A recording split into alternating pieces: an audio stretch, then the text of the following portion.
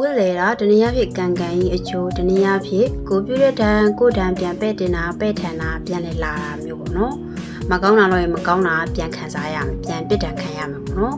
အဲ့လိုမျိုးကိုတရုပ်လိုပေါရင်နဲ့သုံးပါတယ်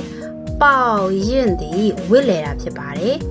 အဲ့တော့ကန်ကန်ကြီးကျွေးပါတယ်အကုန်ပါတယ်ပေါ့နော်ဝစ်လေတာအားလုံးဆိုခြုံပြီးတော့သုံးလိုက်တာပေါရင်ဝစ်လေတာ